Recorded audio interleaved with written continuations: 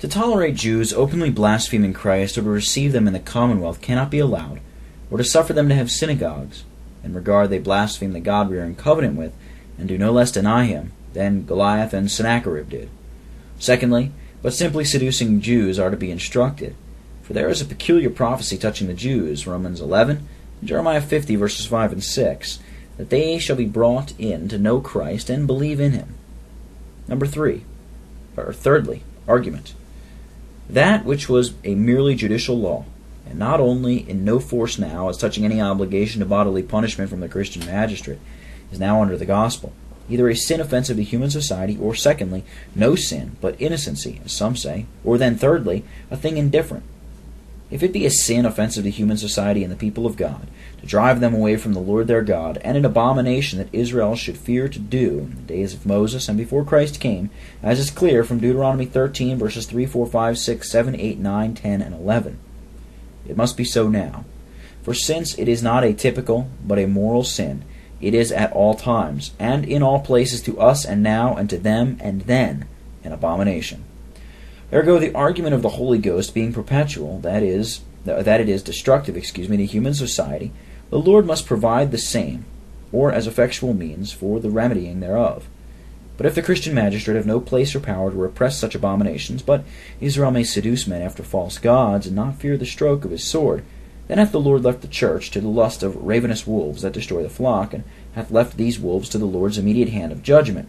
For rebukes, church censures are not to be used against them, upon the same ground that the sword should not be drawn against them by the ground of libertines.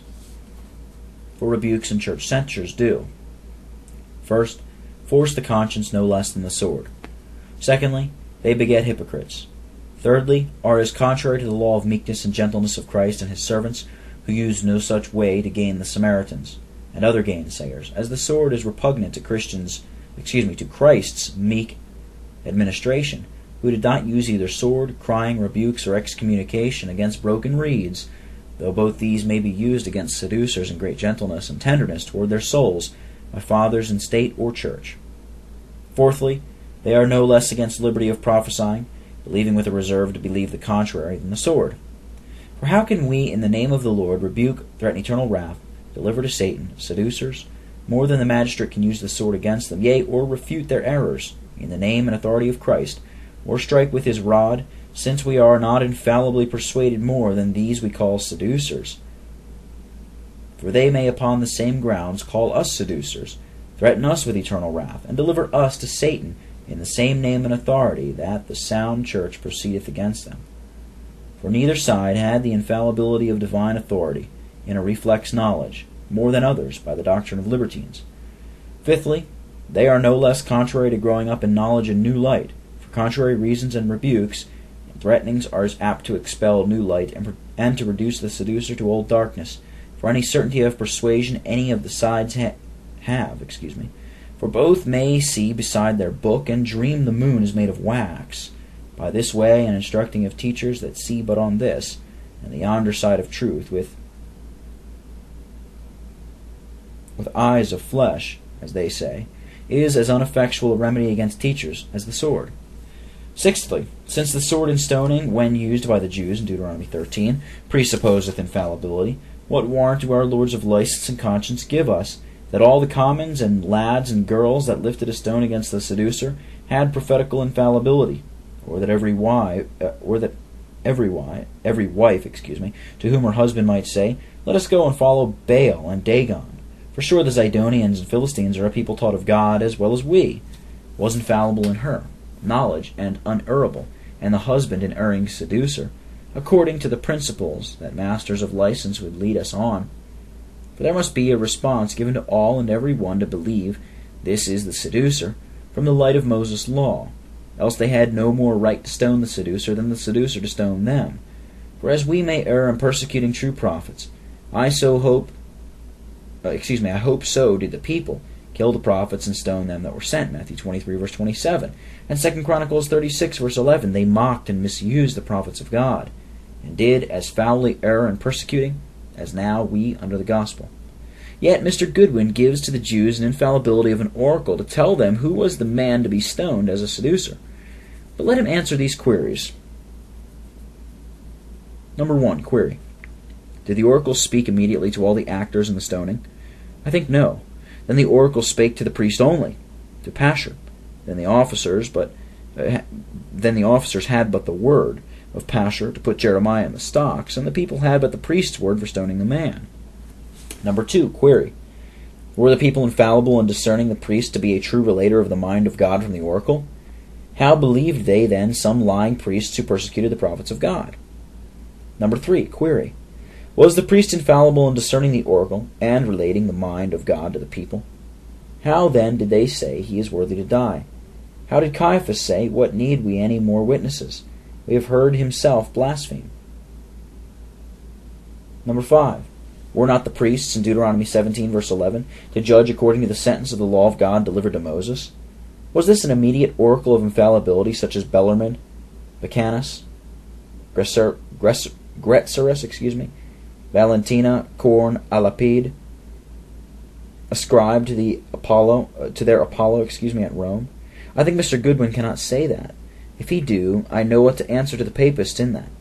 If it was the law and the testimony, as I conceive it was, had not all the people that were to stone the seducing prophet their way of judging the false prophet? If they must not follow him after other gods, and if they must be actors in stoning him? And was not this fallible as well as ours under the New Testament? And therefore, because we are not infallible, judging in the heart heretic, we must not draw the sword against him. And I say, nor can we draw the sword of the Spirit against any such, for the using of the sword of the Spirit in teaching, refuting, or arguing against heretics, we are not infallible. If this way of people's judging, and not listening to the suggestions as a false prophet was infallible, how erred then, and showed the true prophets, and stoned them that were sent, Matthew 23, verse 27, as well as we may. And why may not we, notwithstanding of our fallibility and actual erring, judge and drive away by the sword, devourers of the flock as well as they? Number 6. If God have left no means under the New Testament but exhorting to suppress the seducer, what shall be said of John 2, who forbids to receive a seducer in our house or bid him Godspeed? In the second epistle of John, verse 10, who forbids to receive a seducer in our house or bid him Godspeed? Sure, this is some external forcing of the conscience. If we credit libertines, for rather than some seducer lie in the fields in America in winter, he will say he abhors familism, although he hate all the sound in the faith. Now is not this a greater external power, armed against a seducer, than if the Holy Ghost had said, if a murderer, a parricide, a sorcerer, a drunkard, come to your house, let him not lie in the fields, lodge him, but give him coarse cheer, and no bed to lie on, nor fire to warm him. Yet so much is not said in express words, for the forcing of the conscience in the New Testament. Again, for the second member, if to teach that we judge in our conscience to be true, though most erroneous, be no sin, but innocency. Yea, if, as Minus Celsius said, it be a token of a good conscience, and innocent fear of God, as libertines say, we are to judge no man's heart, and that in a matter of salvation no man will be so devil-like as to go to hell and lead millions of souls with him, the way being against his conscience. For J. Taylor saith, it is all one here, whether it be a real truth the seducer holdeth and teacheth, or if he only apprehend it to be a truth, though it be an untruth, and he said well according to his way. Now, if to teach, I say, what we conceive to be truth, though most false, be no sin, but innocency, then the magistrate ought not only not to punish it, but reward it, and allow stipends and maintenance to all seducers to teach what errors they judge saving truths. And grant me these three, which cannot be denied but by gross Anabaptists. First, Romans 13, that the magistrate is to reward well-doing. Secondly, that the workman is worthy of his wages, 1 Timothy 5, verses 18 and 19, and Matthew 10, verse 10. And thirdly, that a preaching ministry is necessary under the New Testament, 1 Corinthians 1, verses 16, 17, 18, 23, and 24. Romans 10, verses 14 through 16. Then must it follow of necessity that the Christian magistrate should maintain and pay stipends to all preachers, whether sound and orthodox, or heterodox and seducing. For if he withdraw maintenance as a magistrate, or any other way, because he judgeth the preacher to be unsound and a seducer. He taketh upon himself to punish a man for his conscience, when, as he hath no infallibility, and he doth so punish and force the conscience of the innocent pastor and people both. For he is obliged to judge that both the sound pastor and the seducer follow their conscience, and whatever the doctrine of either be, orthodox or heterodox, he is to judge that both followeth his innocent conscience, and in so doing both feareth God and doeth well, and by his office he is for the praise and reward of well-doers. And suppose he judge in his conscience that the doctrine of the seducer is error and heresy, yet is he to judge at heresy with a reserve, so as it may be to him the next month sound doctrine, and therefore not to judge other ways of the seducer, than that he followeth the dictates of his conscience. And so as yet he doth not take on him infallibility to judge that the seducer teacheth against the light of his conscience, and therefore is not to punish him, but reward him and pay wages to him as a well-doer. Yea, and whatever ministers teach, since neither they are infallible in teaching the very fundamentals, nor the people that hear infallible in judging, and neither are to believe with the persuasion of faith. And all are to be heard as instructors. For suppose you believe that Christ is God consubstantial with the Father, yet are you to hear Arius preach, and to admit of contrary light, if Arius can make the contrary appear to your mind, and Arius preacheth according to the light of his mind, and there is no reason why you should not be instructed by the seducer, for you are to try his doctrine, as well as by the sound teacher. For you have no infallible knowledge who is the seducer, or who is the sound teacher, by the principles of the libertines.